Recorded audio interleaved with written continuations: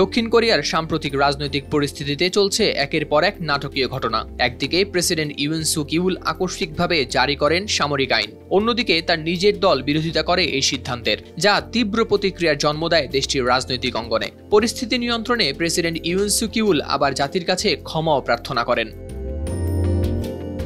টেলিভিশনে সম্প্রচারিত এক ভাষণে প্রেসিডেন্ট ইউন সুক ইউল বলেন, সামরিক আইন জারির মাধ্যমে সৃষ্ট অস্থিতিশীলতার জন্য তিনি আন্তরিকভাবে দুঃখিত। তিনি আরও জানান, তার রাজনৈতিক দল পিপলস পাওয়ার পার্টি পিপিপি যে সিদ্ধান্ত নেবে তা তিনি মেনে নেবেন, এমনকি তার পদে থাকা না থাকা নিয়েও দলের সিদ্ধান্তই হবে চূড়ান্ত। প্রেসিডেন্টের এই বক্তব্যের পর পিপিপির শীর্ষ নেতা হান ডং হুন সাংবাদিকদের জানান, দল কোনোভাবেই ছাড় দেওয়ার পক্ষপাতী নয়। তিনি বলেন, প্রেসিডেন্ট তার পদে থাকার যোগ্যতা হারিয়েছেন এবং তাকে পদত্যাগ করতেই হবে। শিয়া বাটার ও ভিটামিন ই সমৃদ্ধ lily glam beauty soap. Lily, always beautiful.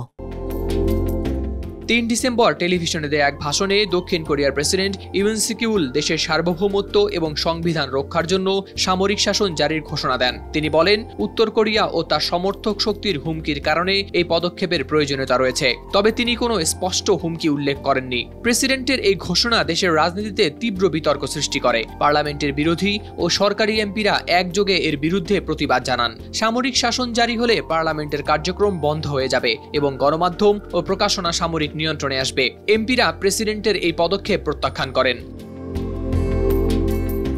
পার্লামেন্টের চাপের মুখে কয়েক ঘন্টার মধ্যেই প্রেসিডেন্ট আইনটি প্রত্যাহার করতে বাধ্য হন। বিরোধী দলের এক এমপি বলেন, প্রেসিডেন্ট পদত্যাগ করুন বা না করুন, আমরা তাকে অভিশংসন করব। হাওলাদার শামীম, RTV।